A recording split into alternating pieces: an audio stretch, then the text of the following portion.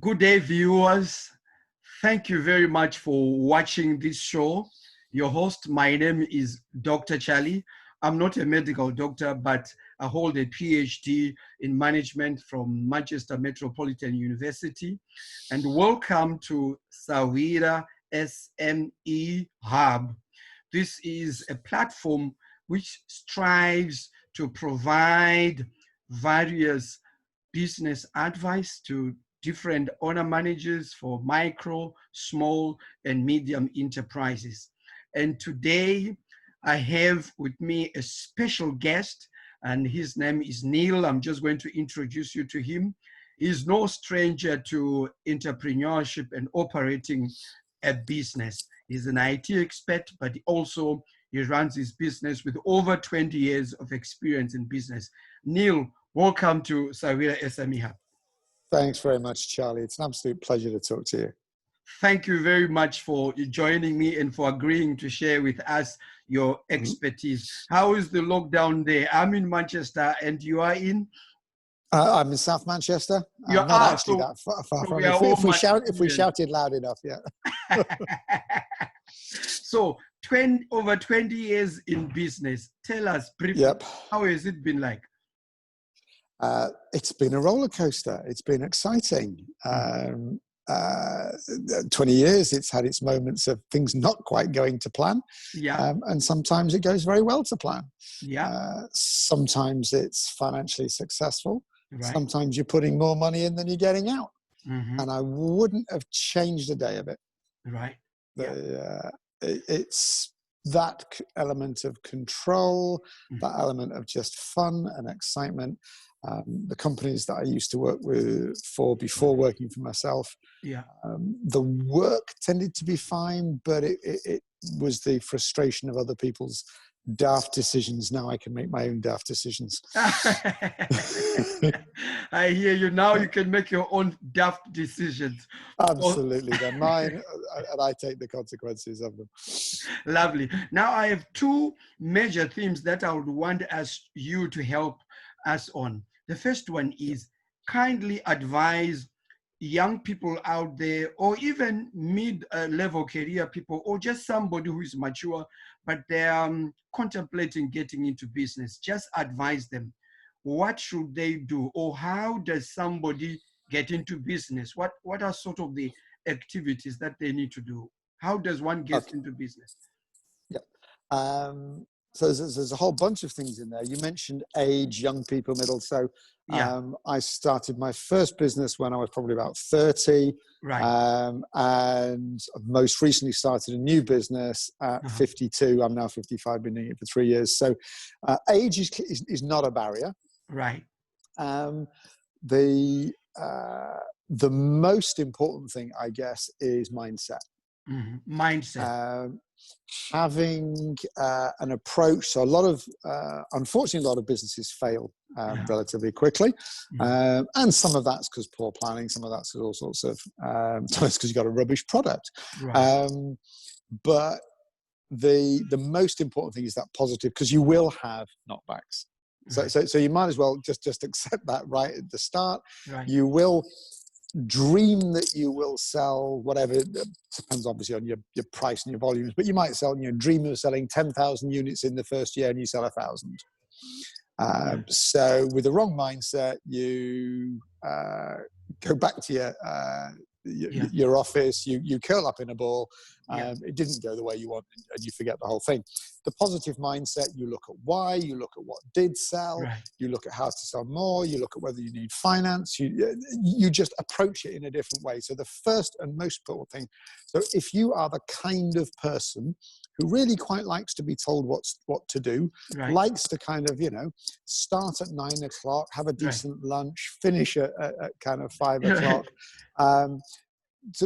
fill in what other people are telling you to do. Don't even think about starting your own business. Oh, thank you. Okay, thank you. Let me stop you there. Absolutely. So there you are, viewers. I'm just stopping Neil so that I can summarize before I forget. So there you are, viewers. Neil is saying, if you want to get into business, do not let your age become a stumbling block. He is saying, age has nothing to do with starting a business. You can start a business even as a teenager, even in your 20s, in your 30s, in your 50s. What he has highlighted is a positive mindset.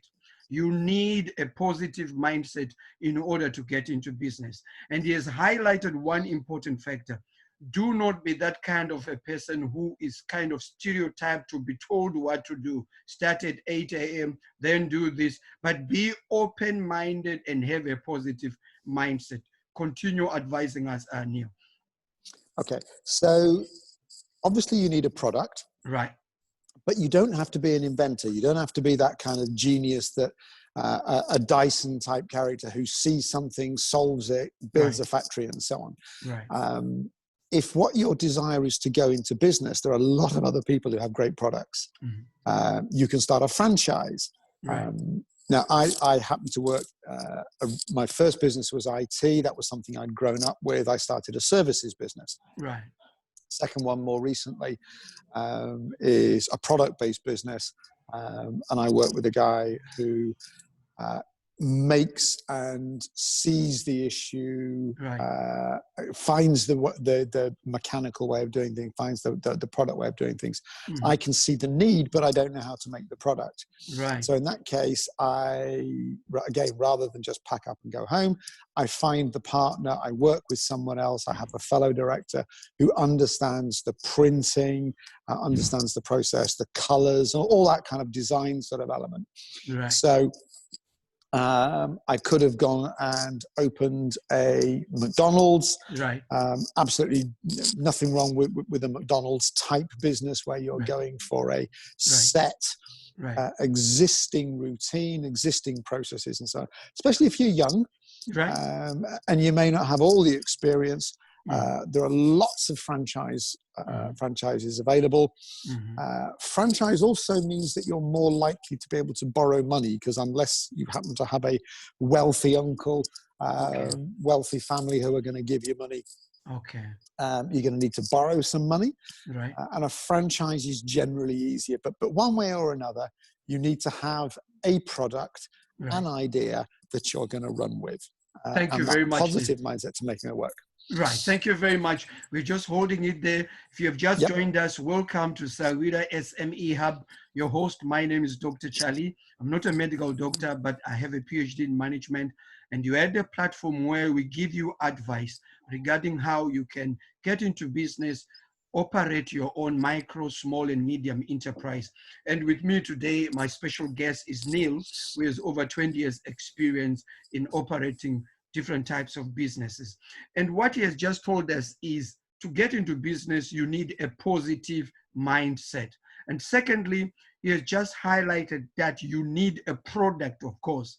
And one thing he has really stressed is do not stress yourself seeking to become like an inventor. It's like coming up with a new to the world product or service.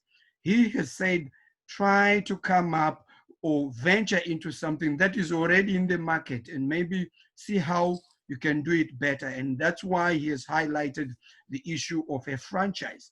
Because if it's a franchise, it's something which is already in the market. And there's something that I want to follow up, Neil. You mentioned that when you entered into business, you actually sort of leveraged or tapped on your IT skills, and then you started coming up with a business from your IT skills, and then you hooked up with another guy in printing. It's like what I tend to see is you are drawing on the skills that you acquired in your career or from your networks, and then transforming those skills into some kind of a business. Am I right in saying?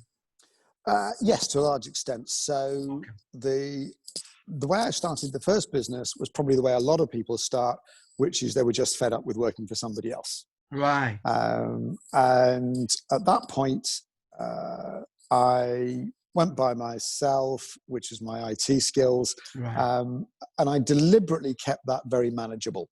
Right. So that was a small service-based business. Mm-hmm. There are, broadly speaking, three kind of key elements to a business. There's technician, Right. who actually does the work. Now, that might be a technician who's a baker. It might be a NASA scientist. Right. But they're the people that actually make it happen. Right. You then have managers Mm-hmm. who organize the business and so on. And then you have the entrepreneur that grows the business, builds it, looks for new markets, opens up new opportunities. Mm-hmm. So my IT business, would you mind to repeat that for the benefit of our viewers? You mentioned about 3 levels. Just repeat those: technician, what up to entrepreneur. So technician, guy who does the work. Right. The managers who organize and manage the processes around the business, and organize the technicians what they need to do, what you need to buy, and so on. Mm-hmm. And then the entrepreneur who grows the business, who develops the business, who looks at new markets. In my first business, I was content to be the technician. I wasn't particularly looking to manage it. At the time, it was just me. I then got a little bit of extra support. But essentially, I was the technician. I was providing the service. It was about me. I wasn't looking to massively grow it. I had a certain amount of time. I got business by word of mouth, and that was fine. Right. Fortunately, I then got some really good advice, read some good books, and realized that if I wanted to grow the business, I had to stop being the technician. But I was very happy at that level. Okay. For my second business, I came across a fantastic idea. Right. There was a market need. It happens to be within the area of autism and ADHD and special needs. Something which I have particular experience of personally. Within my family, there was a great opportunity, but I realized very quickly I couldn't be the technician. I didn't know enough about making the products, designing, printing, cutting, and all that kind of stuff. So at that point, I reviewed the roles. So I needed technicians, I needed managers, but my role was as the entrepreneur. So at this point, I don't work particularly within the business. I work on the business. And that's a really key thing for your listeners. If you want to grow a business beyond yourself, you have to step back. So if the typical example, if you are in IT industry and you want to grow an IT business, that's fantastic. You have to step out and not be the technician. Right. You have to resist that kind of temptation to be the guy that's logging on, to be the guy, or else you will forever be a one-man band. If you want to grow that business, you need to work out, how am I going to employ people? How much am I going to pay them? How much are the overhead costs? How much are they going to get wrong? How much of their time will be chargeable? How many do I need before I need to employ a manager for them? And it's a whole different ballgame. How am I going to get enough business fast enough to be able to employ the first 1, 2, 3 people? What about holidays? You have to step back, look at all those kind of things and work out, can I do this? Can I afford it? How much money am I going to need? Very, very different ballgame. The satisfactions are very different. The responsibilities are very different. Potentially, the rewards are far more. Right. The rewards might be less if you are not getting in as much money as you're paying salaries. And that's where the positive attitude, positive mental approach needs to come. You need to work out, what am I going to do on those months when... Thank you very much, Neil. I'm just going to... Thank you. I'm just going to cut it. You can have your coffee. So there you are, viewers. Neil is saying, step out. If you are not going to step out, then it's going to be very difficult for you to grow your business. Why is he saying step out? He has given us 3 important levels there in relation to doing business. He has said there's what is called the technician level. This is whereby you are so much passionate about the business and there's so much control. You are saying, the business is my baby. It has got to be me. And you are doing everything. And in his words, he says you are working in the business and not on the business. That's why he's saying step out. And then he mentioned that there is now the manager who does managing the technicians. But then the third level is the entrepreneur who actually grows the business and works on the business, steps out, and this entrepreneur is always thinking strategically, asking the questions of why, what, where, how. This is what Neil has just said. And thank you very much. It's really even interesting me and opening my eyes. These three levels of technician, manager, and entrepreneur. It's really interesting. Now, another follow-up question is sometimes I do come across people who want to get into business and they say, I really want to get into business, but I just don't know which business to get into. It's like they're saying, how do I identify the opportunity? I want to get into business, but which business? It's like they can't break through. Can you advise on that? Yeah. So a couple of different things. One is do what you like, do what interests you, do something that you've got some passion for. Right. Potentially, if that's feasible in your area, your location, go work for somebody else that's doing it. Right. Don't worry about whether you like this particular business. Go learn about it, because you might find you really dislike it. Okay. If you're a teenager and you're not sure, just go get Saturday jobs. Don't worry about the. I mean, in some ways I shouldn't say this, but I do. Don't worry too much about your employer and how they relate to you. In the nicest way, the chances are, if they would get rid of you relatively quickly, go get a job in an estate agent for a couple of months. If you hate it, just move on. Go work in a greengrocer, go retail, work for a building company. Find something that you really enjoy. Understand that business, and then look, how would you set up your own? Is there a franchise? Is there a market opportunity?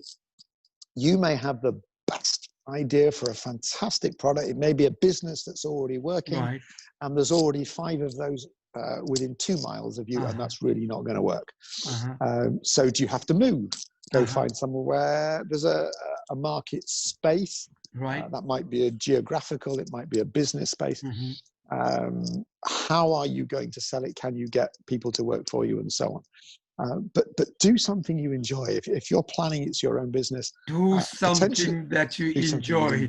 Thank you very much, Neil. So there you are, viewers. Neil is saying, if you find yourself struggling to say, I want to get into business, but which one? He is saying the clue is find something that you enjoy, something that you are passionate about, and nobody has to drag you to do it. And before you get into that, he is saying the best way could be look around who else is operating that kind of business you are passionate about.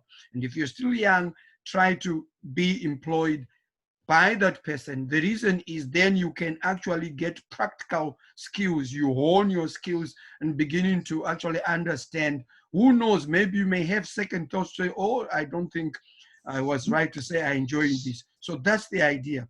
Get into something that you like enjoying. Now we are almost halfway through our discussion. Let's move over to the second theme, which I have, and that I'm kindly requesting you to advise us on.